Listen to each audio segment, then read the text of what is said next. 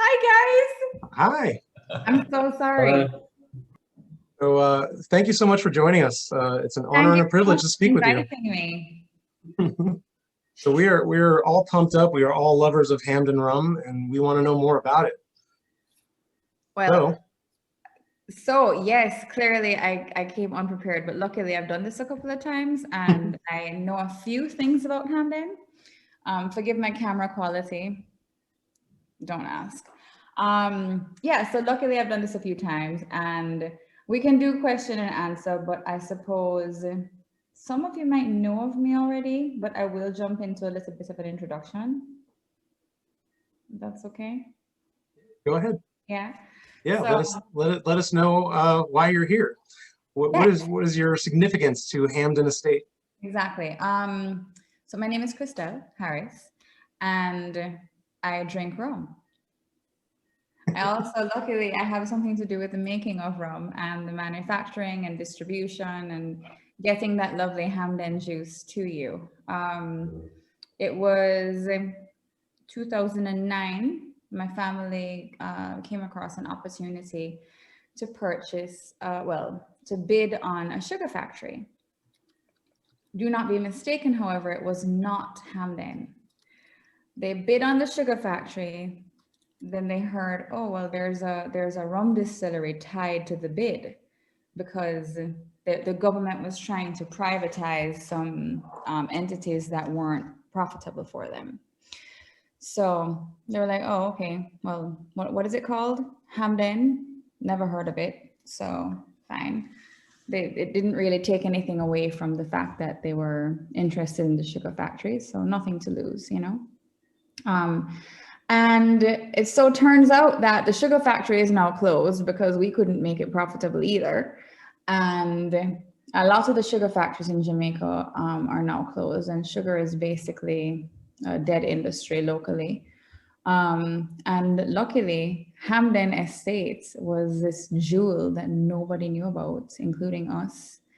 And we had the privilege of being able to learn about it.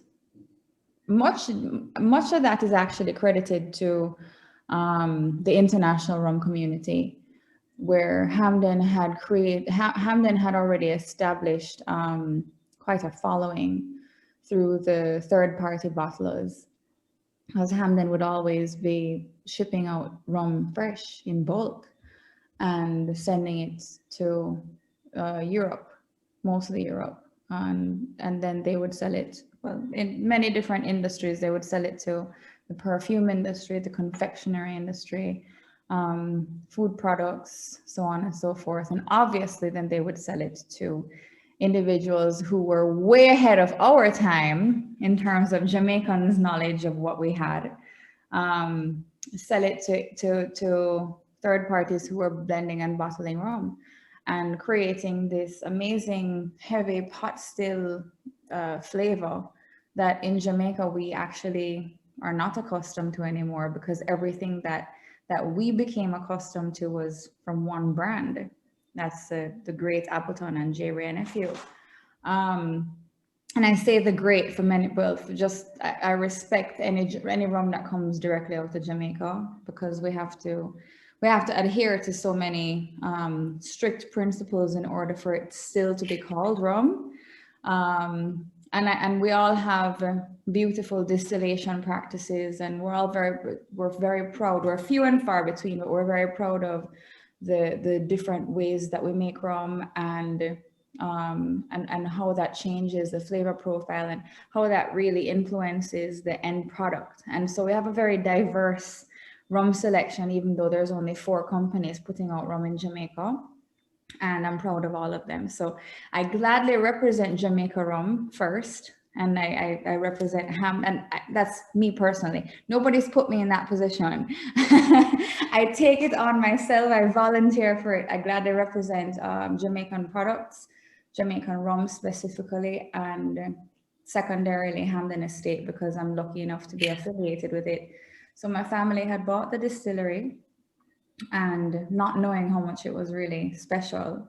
I wasn't living in Jamaica at the time. I was living in Los Angeles, trying to become an amazing silver screen actress. That didn't work out, not because I wasn't doing very well, but because I came back to Jamaica. My grandfather got ill. Yesterday was actually the 10th anniversary of his passing, and I was very close with him. So I came back to Jamaica before he passed away to actually help him get better. But he didn't. And when he didn't, I realized that I think I just had to sleep at night. And in order to do that, I felt like I needed to come back home. I needed to be a part of the family businesses. I'd always worked with the family businesses. I've been scrubbing toilets and packing shelves since I was 8. And so it was just a part of me. And I felt like because they had taken on this massive, there was this massive undertaking where we had put, a substantial amount of the wealth that we had amassed. In Jamaican terms, it was wealth. Into the sugar factory and into the commitment to getting it up and running and to serving the community around it, because I'll get into that in a sec. But in order to keep up with that commitment, it would take a significant amount of work and success in an industry that we had absolutely no experience in. My family was very poor before I was born. My grandmother grew up in a home after her mother passed away. They didn't have very much. And so they worked really hard to get where they are from one business to the next, and where they were at that point from one business to the next. And put our money into that. But fast forward a few years, we had invested 4 to 5 times the projected amount, and we're facing debt. We're facing massive debt, restructuring of loans. It's the not so pretty side of the business. So we're still trying to recover from that,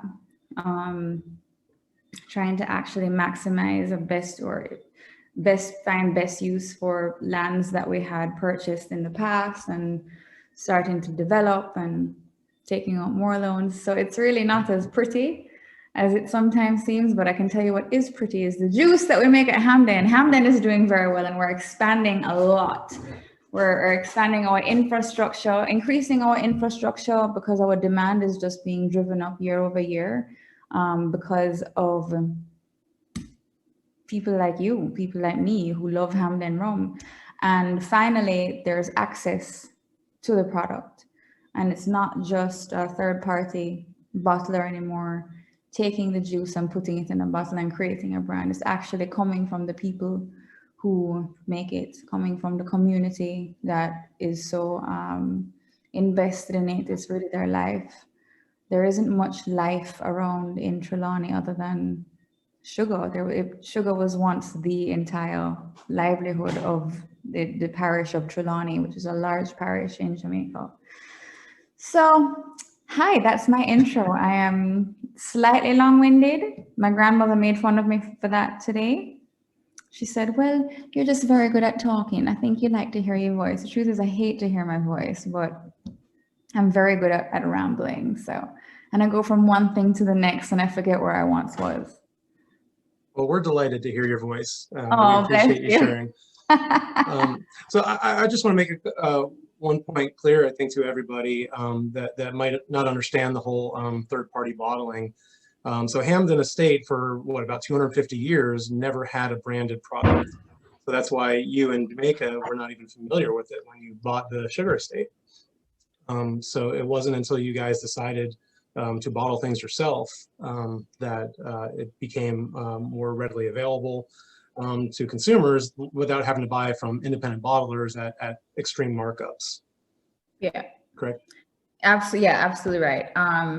Yeah, the reason why we didn't know about it, and the truth is, the reason why a lot of Jamaicans still don't know about Hampden or about Worthy Park or about Money Musk is because it was really just one brand, right? Just Appleton that created as a brand. All of us had been making rum for a long time and exporting that rum in bulk, but it was just in bulk. So we had never actually gone and tried to make a business of it from that point of view. The business was already set in terms of bulk rum. The demand was there because those relationships with with middlemen, so with bulk rum buyers, that had been established for decades. And if something isn't wrong, the thinking could be, if something isn't wrong, if it's not broken, don't fix it. So there was really no, I think the impetus to try to, I think one could probably say, well, why would you try to compete with a brand that was so well established? And that wasn't the case.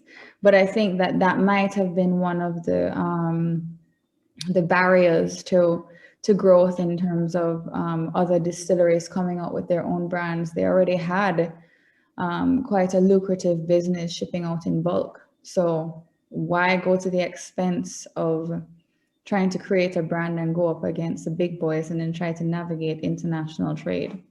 It's like, it didn't make any sense. So, but then I came up. I have a question. So when you're selling the bulk rum, it's typically individual marks, correct? Like, are you ever selling blends? Like, there are other people would make their own blends. No, we don't do blends. In fact, it's priced. We declare our prices to the Spirits Pool Association. That's the association to which each owning entity, so anybody who owns a distillery, has shares in Spirits Pool. And all of us have to declare our prices to Spirits Pool every year, and you can only declare by mark. So even if we wanted to sell a blend, I don't really know how that would work. I suppose it would just have to be a mathematical equation, but it's not done. I think where I was getting at is because, like, even Rumfire is a blend of multiple marks, if I'm not mistaken. And actually, no, it's not. Oh, it's not? Okay. But the other ones are the Overproof and the 46. Yeah. Okay. What mark is the Rumfire? It's actually HLCF. So can we go over marks real quick and explain to people what the different marks are? How is it mostly just the fermentation process that distinguishes the mark? Like how long something is fermented, if dunder or muck goes into it? Can we get into that? Yeah, sure. So I'm not going to go into like the individual ones, because to be truthful, I used to lie about things. I used to be like, well, I know this, and I actually don't remember all the marks in terms of order and what the different acronyms and the different numbers of esters per, grams per liter. I don't remember off the top of my head. I can give you some standout ones, but I will miss a few. So I'm not going to go through one by one, but I will tell you, when we first came along, there were seven different marks. No, 5. Yeah, 7 different marks. And a mark is basically the easiest way for me that I understood it, and the way that I explain it is basically the units of a unit of measurement that speaks to an aromatic profile for the liquid. But the mark, everybody here I'm sure has heard the word esters. So the esters are the unit of measurement that we're speaking about when we speak about the different marks. So for example, OWH. I can give you the meaning of the acronym later, but OWH is a mark that we created when we bought the distillery, because we realized, we're like, this rum is no good. It's so like heavy and oily, and it hits you in the face, and it's not good like Appleton, because that's what we knew. It wasn't until we started traveling and starting understanding where the value really was derived from, and the fact that the batch distillation is so much more difficult to do and so much more expensive. Once we started to really get into it, we realized. But we created OWH because we realized that there wasn't a very low mark of like a low aromatic flavor profile, if you will, at Hampden. All the bulk rum buyers were the higher the esters, it goes up to 1600 legally, on a scale from 0 grams per liter to 1600. So the highest one sells for the most amount of money. It's the most valuable. It's the most sought after. And because Hampden was always doing bulk rum, there was no need to create something on the lower end of the scale because it wouldn't be as financially lucrative. It's actually a little bit difficult for us to make because our esters build really, really quickly. The way that our fermentation, between our fermentation process, what goes into the wash that goes into the fermentation vats, and how long it sits, the fact that we don't use any, commercial yeast, we only use natural yeast, the environment in which the fermentation vats sit in, and then the distillation process, all of those things really help to build the esters. And so for us to create the lower ester rum like OWH, it actually is difficult to control it because our rums, our liquids naturally try to go higher because of the environment in which, and all the different factors that I discussed. And yes, you can talk about dunder, the fact that we use dunder as a part of the wash. The muck pit and dunder are not the same thing, but I can tell you about that. Sorry, I'm rambling, so I have to make sure I'm not going off track. I'm sure I've gone off track at least twice already, but it's okay. We'll find our way back. What is the range of time of fermentation? Like, what is the OWH? Is that just a couple of days? Yeah, OWH should be at the lower end of the spectrum, probably about 5 days, if that, but it's still going to take some time because of the fact that we don't use any commercial yeast, because of the fact that the yeasts have to be naturally built within the environment. So, and that's where it gets tricky, because while you're waiting for the wash to set and for the yeast to die, you're finding that your esters are building. So it's a very difficult balance to strike. And that's why the lower ester rums for us are still quite difficult. And even though they're lower ester for another distiller, even though they're our lowest ester rum, for another distillery, it will still be a slap in the face. You know, it will still punch you. Which is quite, not a slap in the face, more like a punch in the face, I would say. So yeah, I wanted to say a little bit about muck versus dunder.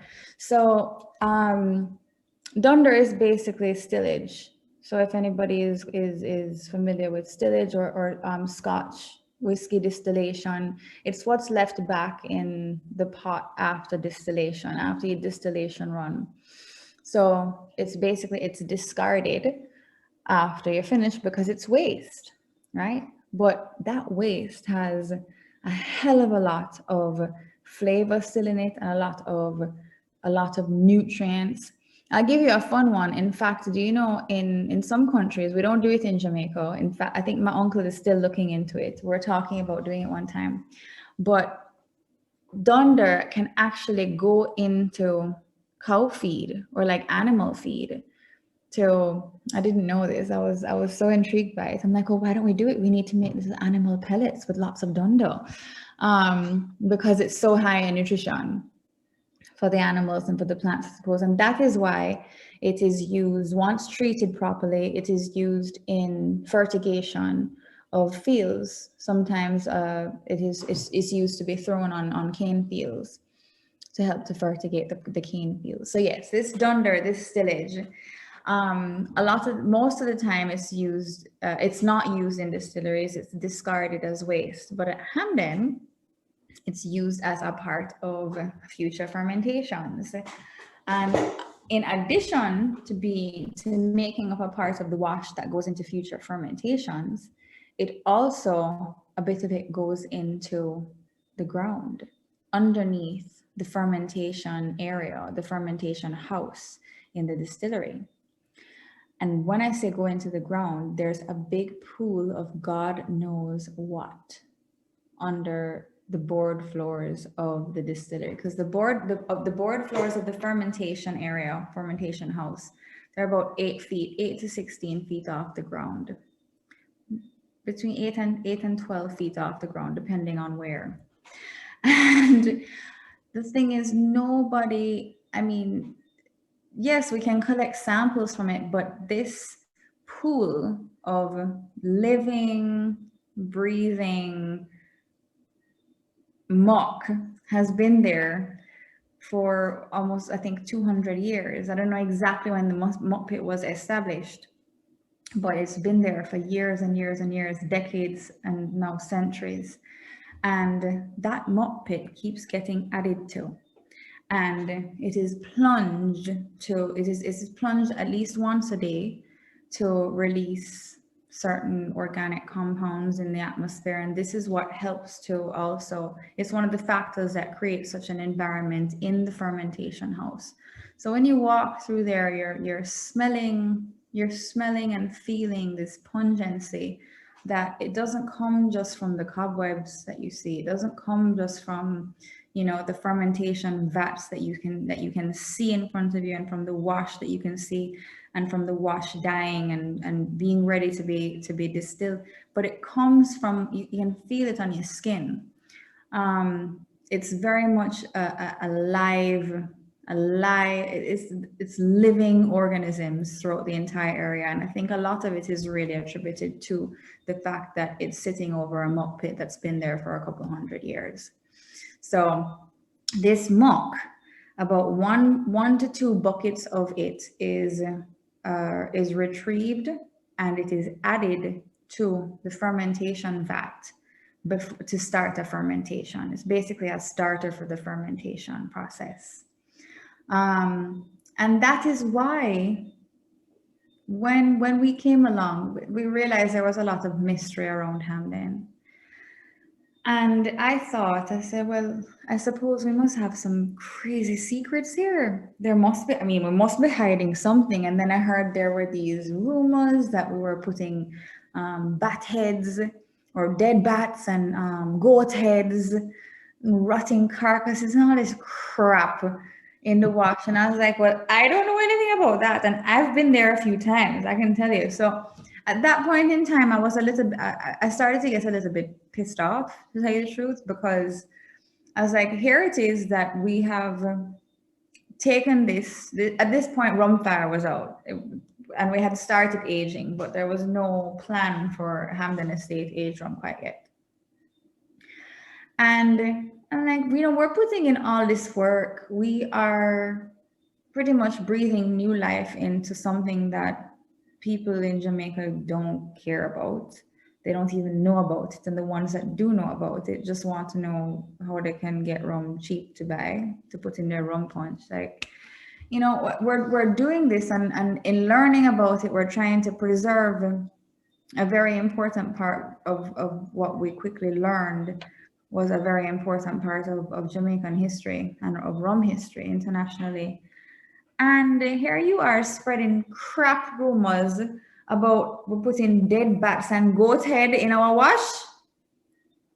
What is this? But of course, people are going to assume, and people are going to, you know, create stories where there are none, especially if there's the opportunity for mystery to be, you know, for their name to be put beside something where they created some mystery and people are talking about it.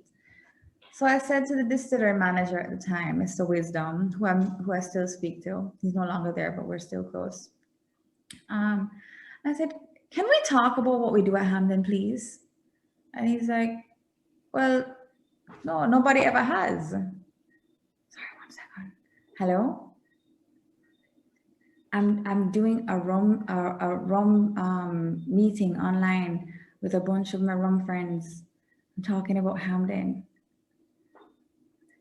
Call me when you're outside. Okay, bye. Sorry. So I said, let's talk about it, man. What is the harm? Because then my uncle started saying, well, people will copy. I said, Mr. Wisdom, do you think people can copy the rum? And he says, Christelle, I have worked at every distillery in Jamaica.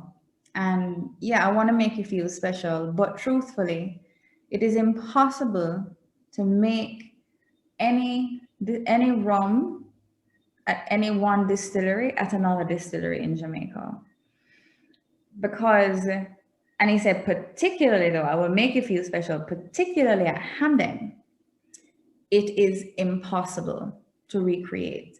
And one of the reasons that is because of the muck pit that the fermentation vats sit above. You can't transplant that. Even if you were to steal some muck and try and take it somewhere else, you might be able to do a one wash, but then good luck trying to ferment it in a vat that looks exactly the same, that feels exactly the same. Even if somebody were to be able to actually transport that vat and take some muck and put all the ingredients that are in that wash into that same vat and try and do it down the road from Hampden, 5 minutes drive away, it's not going to happen. Sure, you'll make rum, but you're not going to make Hampden rum. So once I really started to understand that, I made it my mission to, number one, convince my family to actually talk about it, or to allow me to, or not take my head off, you know, spilling all the secrets. But just also to be able to get out there and find the right channels to be able to talk about it in, and to find the right audiences that would be really interested in learning about the information. So it was also very much a shift for me, because I mean, I went from acting and working with my family, obviously, but to rum. I mean, I've been drinking rum since I was young, but selling it is a different story, and actually knowing about it and walking into a room with people that have been studying and, well, drinking and studying and learning about rum for decades, and being put in a position where people want to listen to me, but then that's pretty intimidating because I don't know a lot of the stuff a lot of the time. So now I've just learned to tell people when I don't know something and trust that I have something that they want to hear. So I have a question for you. Yeah. Does that muck go into every single fermentation batch? Like for every mark gets the muck? Yeah, it's basically a recipe for, it's like making fried chicken without oil, kind of thing, I suppose. You mentioned that the master distiller left. Like when you took over the distillery, how much of the original staff did you retain to continue making it the way it's been made traditionally? A lot of them. There was a lot of theft, which is one of the ongoing issues. I think the distillery has been there for such a long time. It's almost like a community project. So who are we to come in and tell them not to take rum home, kind of thing. So that was difficult to manage. And I think sometimes you just had to turn a blind eye because you didn't want to lose your staff. Mm-hmm. And it's not like you can just put an ad in the paper or put an ad online and get a new wash plunger. I'm sorry, this guy has been doing it for like 40 years. And before he was doing it, his dad was doing it. And before his dad was doing it, his dad's dad was doing it. So we retained a lot of our staff because Trelawney is a sugar and rum community, but it's not easy. Mm-hmm. We didn't replace very many people. Sorry. To plug in here. Yeah, we retained a lot of our staff. I couldn't give you a percentage right now, mm-hmm. But we retained a lot of staff. How many people work on site? Right now, there's about 40, 35 to 40, but there's continuous infrastructural improvements going on. So mm-hmm. We're currently we're planning to move the bottling plant so that we can actually bottle everything in Jamaica, because that was not the case. That hasn't been the case. We're not equipped for it. When we built our bottling plant, it was just for rum file. and it was just for the local markets, with the local market in mind. So it was a lot of retooling of old factory parts that we got, and yeah, so we're in the process of relocating our bottling plant to one of the current barrel warehouses, and we just finished building a new warehouse that is housing, by the end of the year it will be filled, and that is on target for us, but it will have another like about 7,000 barrels. So that would put our inventory up to about, well, we will have had to have displaced about almost 1,000 of them. So our inventory will be up to about just under 9,000. But in order for us to keep up with our projected demand over the next few years, we're going to have to build a new warehouse very soon, even though we just finished this one. So we're constantly improving. We had recently, about a year ago, we commissioned our micro turbine for energy efficiency, for cleaner energy, instead of burning bunker C oil through the boiler for energy. So it's more efficient. It's much cleaner, and not initially, but long term, it does cut costs. It does help us to manage our overheads. But that was a pretty big investment, and there's 12 other microturbines in the island, but none of them were being used in rum. So it was we were kind of a guinea pig for it in the rum industry, but the other ones that we had seen were working quite well for energy efficiency and clean energy. So we were quite confident that that would be a good choice for us. So there's always things happening to be able to have a good staff complement supported through employment at the distillery. And it's not like you can outsource. It's not like you can bring workers from Kingston or bring workers from, it's rural Jamaica. And to set up shop there it's not like, there's lots of hotels, or yeah, we have houses on property, but you have to be from the area. So we definitely, it's still a community, business. Excuse me one second.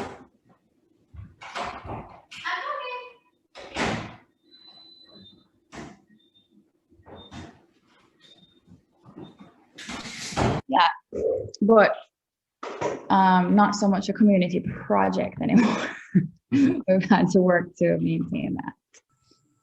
Christelle, you mentioned, you were talking about how it's such a sense of community, that it's generations of families and everything. That strikes me as very much like Scotch in Scotland, that these individual distilleries are the community, the main employer in the rural communities, and you have generations of people that are working. The father's father worked in smoking the peat and everything like that, and producing the Scotch over generations. You've got a very similar scenario, it sounds like, there in Jamaica with the sugarcane and the production and the rum from generation to generation. Very local product, very local expression, very terroir driven, so to speak.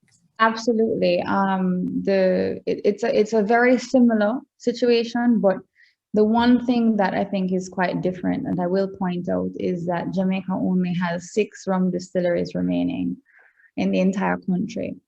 I do specify 6, even though it's only 4 companies, but whatever. To me, 6 is still a very small amount of distilleries that have made it to this point. At the turn of the century, well, in 1902, I believe it was, there were 148 rum distilleries in Jamaica. To go from 148 down to 6 is quite something. So not to say that I think that any of the international companies that own or have shares in the Jamaican rum distilleries right now have any plans to sell out or shut down or write them off. But I do think it is very important to the preservation of our industry that the companies that are currently Jamaica owned stay Jamaica owned so that we can continue the tradition. And in as much as we can make it profitable. But for right now, I would say that that's quite safe because the rum industry locally, well, the rum manufacturing industry in Jamaica is doing quite well, doing very well, I would say, due to rum lovers and people actually taking more of an interest in rum. Locally, it's a bit more of a challenge, but I would say the connoisseur communities, and when I say connoisseur, I mean people that have a deep appreciation. I don't necessarily mean deep pockets, but deep appreciation for the art that is. And it goes back to the communities because it allows us to support the communities. And that's what we do. But yeah, it definitely is family. I mean, everybody who's been in the rum, who works in the rum industry, in our rum communities, in our distillery communities, they didn't get there because they felt like working in rum. You know, there's very few people, I would say maybe my chemist who manages the lab, Kenroy. I'll have to ask him because he's high level. He's trained very well. He's a chemist, and I would like to position him to eventually become distillery manager one day. So I'm not sure if he actually is from the area, but he might be. But yeah, it's family. As I said, the grandfathers and the fathers and the great grandfathers. It's their stories. They have stories to tell us because Hampden has not been very well documented. That's one of the things I'd actually like to start working on is curating stories, basically, or at least documenting stories and putting together, classifying them based on periods of time. Because we don't have a lot of history. We don't have a lot of, you know, Appleton has all these little cute things that they can show in their gift shop. I'm like, well, why don't you come and see our distillery? Because I don't have much history to tell you. I don't have anything to show you. So I think it would be a very good project to embark on, to actually put those stories together, put them on paper, and maybe vlog them. Vlog some of the experiences from some of the old timers who are maybe retired and whose children are working in the distillery or grandchildren. So I'll keep you updated on that. Yeah, that would be wonderful. We'd love to see or hear or read that. Yeah, I think I can speak for all of us here that we're grateful that you've honored the heritage and the tradition of the distillery. And of the style, because a lot of people, you know, you essentially bought a distillery that you knew nothing about, and you could have just decided, well, let's put in some column stills, let's make this more efficient, cheaper, and in the process destroy the integrity of the product. So we really appreciate that you kept with the pot stills and the production methods. Hello, that was by chance because that was a conversation that happened more than once. It was when we didn't know very much in the beginning, like very early days. And we're like, well, if it takes so much money to make this rum, if it takes so much energy, why are we sticking to these traditional stupid pot stills? I mean, they're so damn big, and you have to stop what you're doing after you finish a distillation run and clean them out. And come on, man, let's just improve the efficiencies and let's put in some, you know, some high-tech stuff. And I'm not going to call any names, but I said, why don't we step back a second and look at the rest of the industry and do some research? Let's ask ourselves why Hampden is fetching the highest prices for bulk rum. Let's ask ourselves why overseas there's been a consistent demand for it. Let us see if it makes any sense to put in these, whatever you call them, column stills. I didn't know anything. So put in these, whatever you call them, column stills. Like, who knows if you're going to still be able to make Hampden rum? I know that a lot of it is supposed to be about the environment. I don't know what's special about the environment, but it smells bad. And maybe that means something. So, I mean, I understood that there was something special, although I couldn't understand what it was.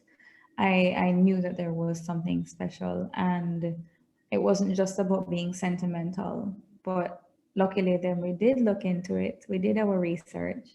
My grandfather's half brother is he's an architect, but he's a professor of architecture. And so he's one of those like super academic people. So he did a lot of research, and luckily what came up was what we wanted to be able to hold on to. So the conversation was definitely had about let's improve efficiencies. Because at the time what happened is Worthy Park had just started. Worthy Park had just come out with their rum bar not long before, and they were aging a lot of rum, but they had basically built a new distillery. And as a part of the Spirit School Association that my uncle was sitting on, he would hear about their efficiencies and the sucrose that they were getting out of their cane, and how much they were able to measure every single thing down to the last cent. And it was really, really sexy to look at on paper. It's like, well, why can't we do that? Why can't we do that? Because we're making traditional pot still rum where it's half art, half science. So it was tempting. It was tempting to try and go after those efficiencies and modernize. There are a lot of advantages to that. But yes, you're very welcome. I'm happy to be able to have done that for you. All of us. You had mentioned ramping up production, looking into the future, more aged stocks, an additional aging warehouse. How many pot stills do you presently have, and is there plans to potentially get more to keep up with the demand, to ramp up the production? We currently have 5 pot stills, and there is a 6th one sitting in the yard that we haven't gotten the chance to commission yet, because in order to fit it in, we're going to have to move 4 of them. And it's a very expensive project just to commission it. So it's literally lying in the yard in pieces, in very large pieces. Sorry, what was the second part of the question? Just to keep up with the demand, are you gonna? Yeah, so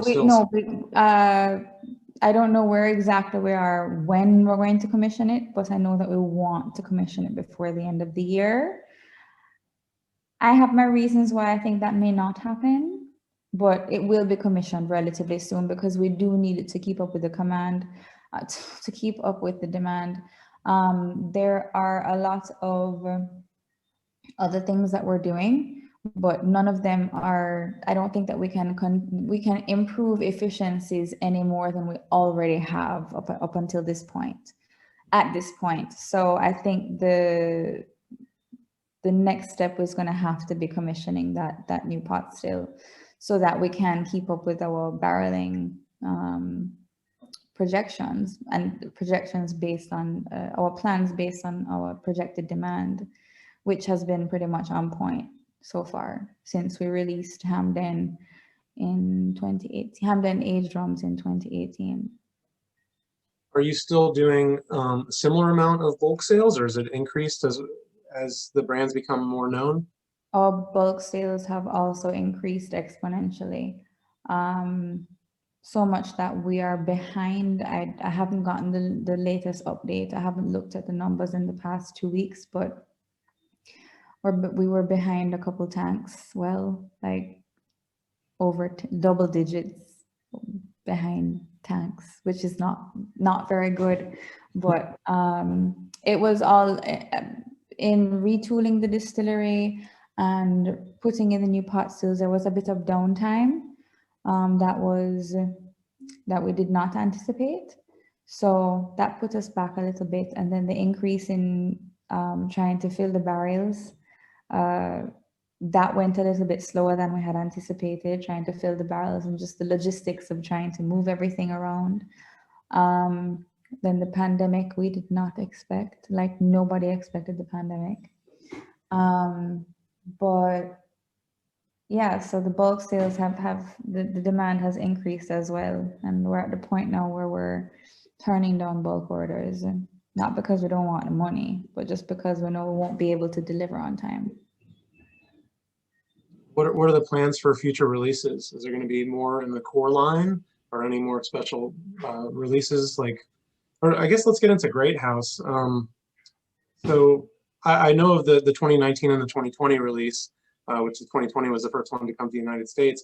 Was that something that was an ongoing thing prior to that? Because I heard it was kind of just a distillery only blend. Luca. He annoys me so much sometimes. Okay, so what happened was, I wanted to create a distillery edition. I wanted to create something that was available only in Jamaica. Because we'd have people coming to Jamaica and coming on the tour, not a lot of people, but you know, a couple hundred people a year. And they couldn't buy any aged rum. All they were getting was rum fire, which is my baby. So I adore it. But let's just be honest, it has its limitations. You know, it's a little bit rough around the edges. It's like my favorite little rebel. But there was nothing that would help people really value it as a high-end product and as a product of sophistication and as a product of heritage.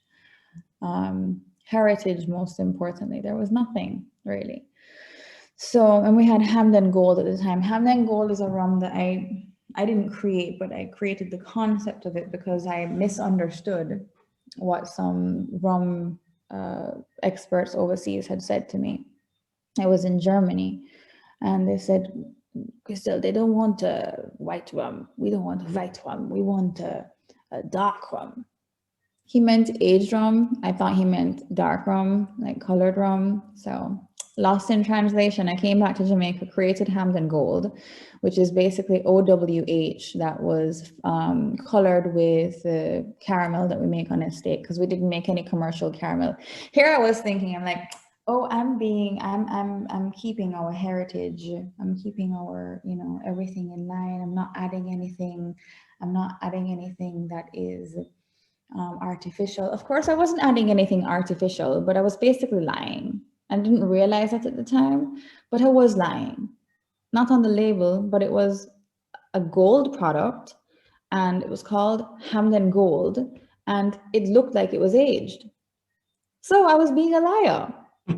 When I realized really the gravity of that, I felt like crap. And I said, enough is enough. We need to actually like start doing aged rum. So we had the rum put down, but we didn't know what to do with it at the time because we didn't have anybody that believed in the brand, believed in the product, and would help us create a product and get it to market. So there we had Hampden Gold, still a great product. I have people that are very upset that I've discontinued it, but once I really found the voice of the distillery and I found the voice found my own voice in the representation of the distillery, I really felt like a sellout for pushing a product that was not representative of, it was not 100% authentic. Yes, it was, but visually did not align with what it was practically.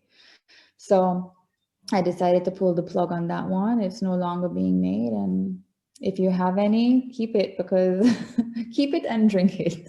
If you have 2 bottles, keep one and drink one. I don't know how much it will ever be valued, but it's something cute to hold on to, I think.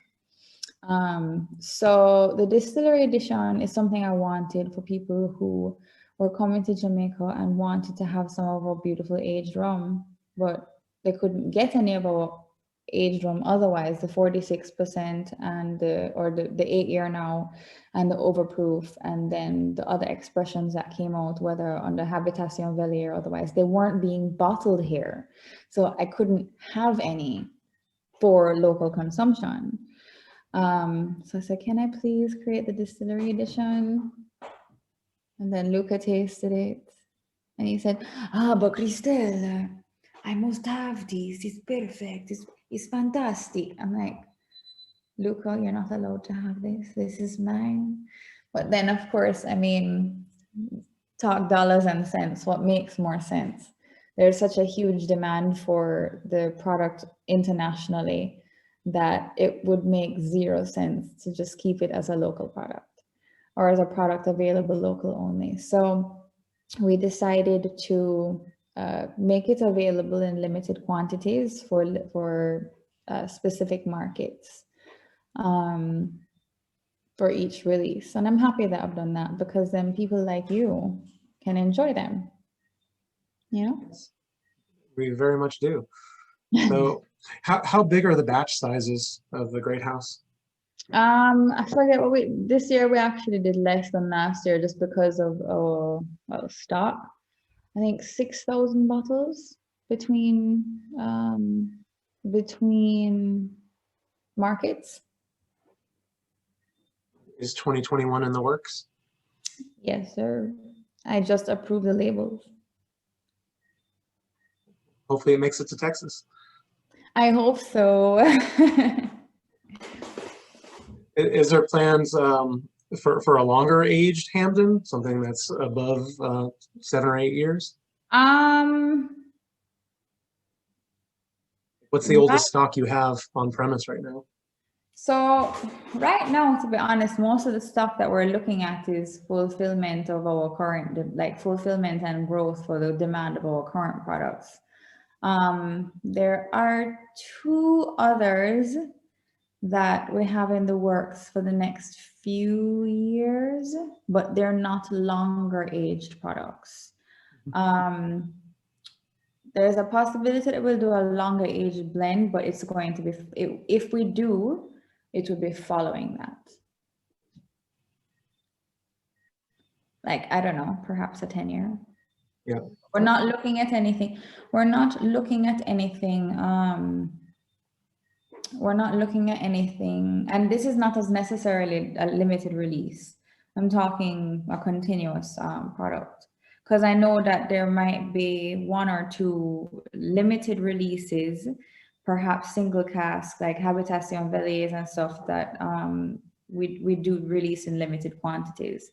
But I don't even think about those because I don't get my hands on them, so it doesn't count for me. But somebody said something here. What was it? Hold on. Yeah, okay, yeah, of course. Jeff and Meredith are like Encyclopedia Romanica. The most recent Habitation, it's okay, thank you very much, guys, for the information.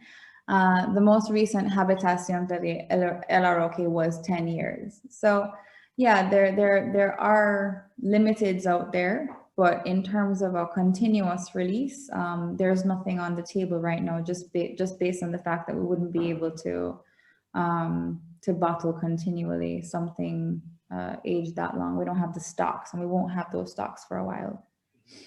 What about kind of a mid-range, something in between like Rumfire and the 46 that's maybe more meant for mixing at kind of a price point in between there? Is that like... I can't say much, but yes, that is something that we're looking at. Okay. Yeah, because Rumbar has their gold, which is a low ABV. It's not, it's not super duper funky, high ester. I was just wondering if you had plans for a mid-range. I wouldn't necessarily say within the same. I don't know if we're going for like the Rumbar Gold. Anyway, I can't say much more about it, but yes, it is something that we're looking at, something a little bit more accessible than the 8-year at 46%. Definitely, because right now we don't have a middle ground. It's either Rumfire or an 8-year 46%. So we are cognizant of that, and we do know that there's definitely demand for somewhere in the middle of the road. All right. Well, I'd like to open it up if anybody has. What's that? I'll be happy to drink it with you when the time comes. Oh, yes, certainly. Come on over. I'll come there. It'll be even more fun. But yeah, I'd like to open it up for questions. You've given us a lot of your time. I know you have a busy day tomorrow. So if anybody wants to chime in, feel free. Anyone? I just had a quick question. I was sort of confused about the when you talk about the sort of bulk sales that you have. Is that, how open is that as a process? Is that very secretive? Like do the companies that are buying that from you and repackaging it themselves, do they not publicize where it comes from? Do they like pretend it's their own thing? I'm just sort of curious how all that works. Or do you actually like publish a list of like, hey, good news, we just sold rum to these guys? Like, how does that work? I'm just sort of curious. Yeah, thank you so much for your question, Kevin. I'm happy you asked that, because no, it's definitely not something that we publicize. I suppose it would be the same as selling an ingredient to you know, I don't know, Coca-Cola. No, I guess it wouldn't be the same as that, but it'd be something like selling an ingredient, even though it's a very important ingredient. But no, the sale is pretty much kept private. We sell a lot of rum to them, and we actually don't know who their clients are. Their clients can, let's keep it to the rum client. So if you, for example, were doing your rum brand and you wanted to source rum directly from Hampden, you can't source directly from me, because we only sell bulk rum, a minimum of 10,000 liters at a time. That's our minimum. And right now, because we're inundated with orders, we're not taking on new clients. So I divert all the interested parties to whichever bulk rum buyer would suit them the best based on where they're located. And so that bulk rum buyer then talks to you if you want to do the product. You then create the blend. They don't, as far as I know, they don't necessarily do the blending for you. You would create your own blend, or they would send you samples of the different marks. Now remember, they have fresh rum from Hampden, but they also have aged rum from Hampden, but they have aged it themselves. So they haven't bought any aged rum from us. That's a long story. Am I allowed to tell the story? Am I allowed to tell the story? I don't know. Well, anyway, okay, I will say this because I'm not calling any names, but there was a time when we had all of our aged rum. It was about 4 years, 4.5 years old at the time. No, maybe it was, no, lie. It was 3.5 years old, going on to 4-year-old rum. Only about just under 2,000 barrels. We did a calculation of what the bulk rum prices should have been at that time, and based on what our fresh bulk rum prices were, as they were declared to Spirits Pool and as they were being sold internationally to multiple bulk rum buyers. And when we came out and said, hey guys, we have our tropical aged rum, this is the price for it, and you can let us know if it will work for you. They came back and said that they were only willing to pay half of the price what we were asking, because they didn't believe it was worth it. Because they were aging our rum overseas, and they were basing they were making their decision based on how much they were selling their aged Hampden rum for, but it was not tropical aged Hampden rum. So we couldn't find a buyer. So we're sitting down on 2,000 barrels of Hampden aged rum, and we had no idea what to do with it, because we weren't making any money with Rumfire internationally. So my uncle wasn't exactly going to say to me, hey, take this liquid, make a new product, take it to market. You're doing a great job. No, I mean, yeah, sure, I was doing fine, but I wasn't doing a fantastic job. I made a lot of mistakes. That I mean, I learned a lot along the way, but it's not, you know, it's not a one-woman show. I knew I would have had to invest very heavily to be able to do it successfully. And that's not something that we were in the position to do at the time. So I had all this rum sitting down on, and we had absolutely nothing to do with it. So yeah, I'll just share that story with you. Eventually though, happy story in the end, we met with, I met Luca through my very good friend Richard Seal, and my mentor, who I miss very much. He sent me a message just yesterday saying, just reminding you that we miss you, Christelle. I felt so nice, him and Gail. So yeah, I met Luca through Richard, who I'd met at a show, and that was that. I mean, it took a couple of years of negotiating how we would manage our partnership, but I'm just very happy to have an international distribution partner that gives me so much input when it comes to creating the actual products, creating the blends, creating the brands, creating the artwork. We do everything together, but he has a very strong team. So I do trust him a lot in terms of that creative process. But we have a good working relationship. So yes, back to the bulk rum. If you wanted to do your bulk rum, you'd go to one of the bulk rum buyers. You'd blend yourself, and then you'd probably spend a year, 2, 3 in R&D and figuring out what position you wanted your product to take in the marketplace, which markets you wanted to focus on, and you would create your brand. And so that's what these rum brands, that's what these middlemen really do. They create access to the liquids, and they have an extensive range. They have some very old Hampden. I'm sure some of you have had some lovely old Hampden rums that are not tropically aged, but quite lovely. What's being said here? We have enough people on this call to hit the minimum if we each buy about 1,000 liters. Oh, Rob. Well, you can shoot your shot. I'll take orders for the next 2 years' time.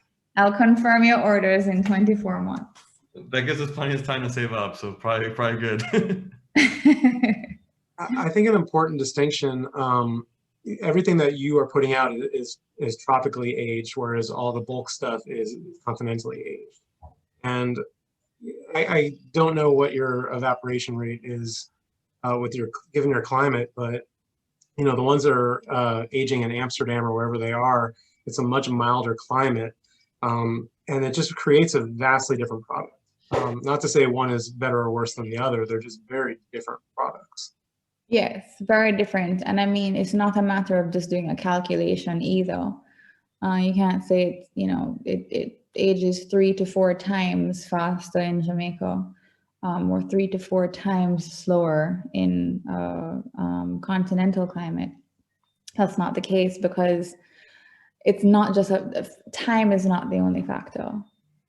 It's the interaction of the liquid with the wood as the air passes through it at certain elevations and in a certain climate, and just the way that it how everything interacts, and within the actual space where it was created, it's a very, very different product. So it's not just a matter of calculating the difference and working it out.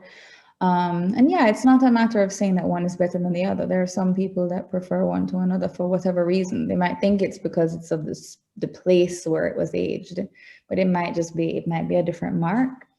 It might be. And even as we talk about marks, actually, I'll give you a fun little story. And I don't have much more time because I still have to write this bloody speech and I haven't. But anyway, so when I did Rumfire for the UK, this was another bad decision. So I rebottled it and redesigned the label and created something called Rumfire Velvet. And I did that because there was a trademarking issue. I couldn't word the brand Rumfire in England. And so I changed the name hoping that would help me, but that didn't help me anyway.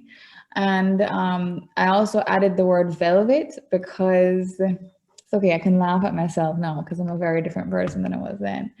But I added the word velvet because people were afraid of the word fire. So I thought that I would put velvet to make people understand that it was smooth as an overproof. So when I created that, we shipped the rum over to be bottled in England in bulk, and it was HLCF. But if you were to taste Rumfire Velvet and original Rumfire, or the Rumfire that we currently have bottling, they would taste like similar to most people who don't really drink a lot of rum. They would taste the same. To people like probably most of us on this call who have had rum in their mouths more than the average, chances are you would be able to pick up a slight difference. It was the same mark. It was the same Rumfire mark. It was made the exact same way, maybe on a different day, a different batch, but it was, what I equated to is that it was on the lower end of the HLCF scale. Because all the marks have a scale within which they can fall between in order to be classified as that mark. Rumfire is usually classified on the higher end of the scale, which I think is about 450 grams per hectoliter, sorry. Whereas the lower end of the scale is close to 350, I believe. So I think it was a matter of it being on the lower end of the scale, but it still created a little bit of a problem, because there were some rum heads in England that were like, this is not the original Rumfire. And I was like, oh God, what did I do now? You know, so fun learning curve story for you with Marks. We appreciate all your stories and how humble you are. But I always implicate myself. I can't keep my mouth shut. Anybody else have questions before we let her go? Hey, Christelle. Hey. Quick question on your guys' overproof. How would it be different to your Great House? A little newer to your guys' brand, so I was just a little curious. Yeah, that's cool. Thanks so much for the question. So the overproof is actually, it's a blend of 3 different marks. Okay, Meredith, I know you're here. Can you remind me which marks, please? Sure. You want to see the marks? No, use my human library here.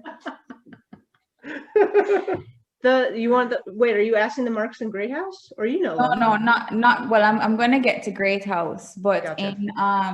in the overproof, it's a blend of, well, basically though, it's a blend of a low ester, medium, and high ester. Very, very little high ester is in there. Am I right, Miss Meredith? I believe you're correct.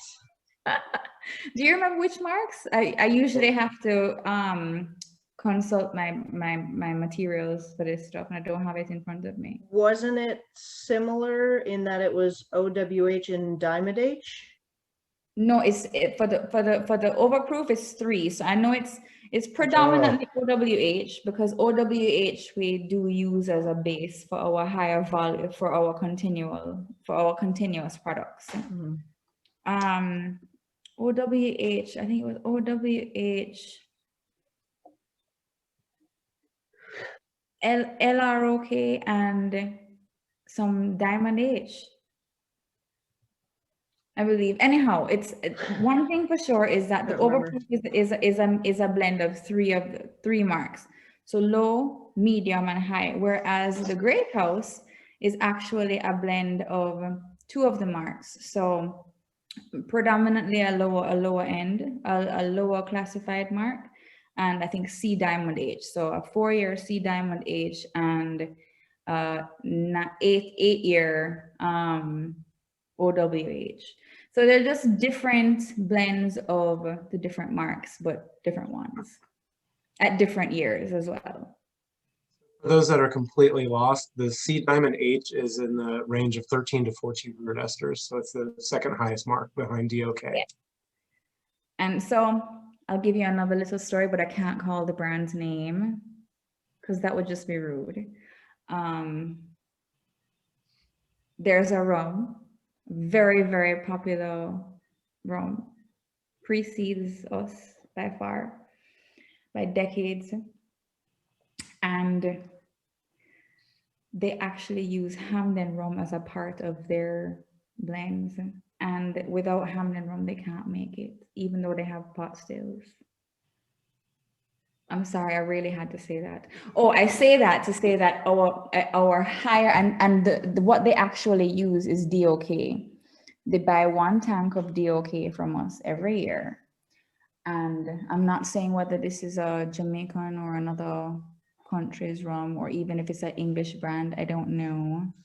But there is, but the point is, what I really want to say though, is that a very small amount of our high ester rums completely transforms the flavor profile of a good quality column still rum. And very little goes a very long way. So, but I would say, one thing I would say though, I know Jeff and Meredith are not necessarily, this doesn't apply to you guys, but the rest of you, don't get too caught up on the marks. Sure, enjoy it and geek out a little bit if that's what you're into. But as you can see, I'm supposed to be a rum expert and I can't even remember what marks are in the actual rums. So don't feel like you don't have a seat at the table or you can't be a part of a conversation because you don't know as much as what some other people know. Just enjoy it, man. You know. But thanks for the interest, and I'm sorry I wasn't a better encyclopedia. Don't listen to her. She works all of the family businesses, so trying to keep it all straight. It's how many jobs do you have? Like 8 now? No, I got fired from one recently. I'm sorry. It wasn't the pharmacy, was it? No, I haven't even been there. I feel terrible. It's okay though. Jeff has a quick question if you have a couple more minutes. I don't have a question. He's too embarrassed to ask. Jeff, ask me now. I'm going to ask it for him. He was wondering whether or not you guys ever play around with fresh sugarcane juice distilling, as opposed to just. I'm so happy that you asked that question. Sugarcane juice. Well, we don't actually use the fresh sugarcane juice as a part of our wash. But fresh sugarcane juice goes into a large outdoor pool outside the distillery until it becomes a sugarcane vinegar. And that vinegar is actually one of the components in our wash. It does not go into every single Mark's wash, but it goes into most of them. So Jeff, it is a fantastic question. Well, I only asked because Richard's been playing around with the sugarcane juice for a couple months now. Richard has been playing around with sugarcane juice because I do it, okay? Just kidding. Richard's brilliant. That's true. Yeah, no, I'm really excited to see what comes out of Foursquare from his pandemic experiment. Yes, absolutely. We are too. Anyway, and if anybody doesn't have any more questions, I'm going to love you and leave you. And does anybody have any more like? I have a quick one, Christelle. If we wanted to take a tour of Hampden, like just go to the website or? Yeah, absolutely. So if you go to the website, thanks, Rob. Wait, that was Rob, right? Yeah. Okay, yeah, thanks, Rob. Yeah, if you wanted to go on a tour, and if you're coming to Jamaica, you better let me know. Please, somebody email me. Go to the website hampdenestaterum.com and click on tours, and it will take you to an email address and a phone number. And you just email them and say, hey, I am coming to Hampden and this is the day I want to come, and they'll book you in and they'll give you all the information. And I will add to that I get a lot of emails from rum lovers like yourselves that have access to me and that like they know about my affiliation with Hampden, and they ask for like a connoisseur's tour, or a rum lovers tour, somebody who doesn't want a Disneyland tour. We don't do a Disneyland tour. So our tour is very different to a lot of the other tours that will be in the Caribbean, rum distilleries or distilleries, I guess, generally. We actually take you through the entire production process and take you into the distillery. So you do get a first-hand, a very up-close experience. It's a very intimate tour. We don't do large groups either, even pre-pandemic or post-pandemic. Our maximum for any group is 15, and generally we do like to do private tours. So it's rare that you can get put with other people. It's not unheard of. I mean, it's usually a tour of 2 to 4 people. My preference is under 10, but they won't take more than 15 at a time, and they won't do more than 2 tours a day. So, and that is because it's very important that our environment remains untouched at Hampden, because you're taken through the distillery, and the environment is quite sensitive, and the environment is integral to the actual end product. So yeah, thank you so much for that. If you want, I'll give you I'll type the email address in the chat. Anybody wants. Who will you make an exception if the whole Austin Rum Society wants to take a field trip? How many people are in the Austin Rum Society? We're around 40-ish now. Yeah, so what I would do is I would break you into 3 groups. But I'd have you on the same day, but I'd break you into 3. Probably I would prefer 3 groups because you get to really experience it better if it's a small. Unlikely all will go at once, so it'll probably be closer to 15. Okay, well then definitely no problem. I was just humoring him. Thank you so much, Oh, it was Christelle. her. Sorry, Kim. I was humoring Kim. Sorry. We really appreciate you giving us your time and all this information. It was wonderful. It's a delight to have you. It was my pleasure. Thank you so much for having me. Again, I'm sorry I was late showing up, but happy I remembered and happy I was able to join you guys because it was a very nice rum break from what I'm currently doing. So I appreciate it. Cool. Well, good luck tomorrow. Thank you so much. Take care, guys. Thank you. Thanks again for having me. Thank you very much. Cheers. I'm cheersing you with a red stripe. It's still a Jamaican product. All right, guys. Take care. Enjoy. Bye. Bye.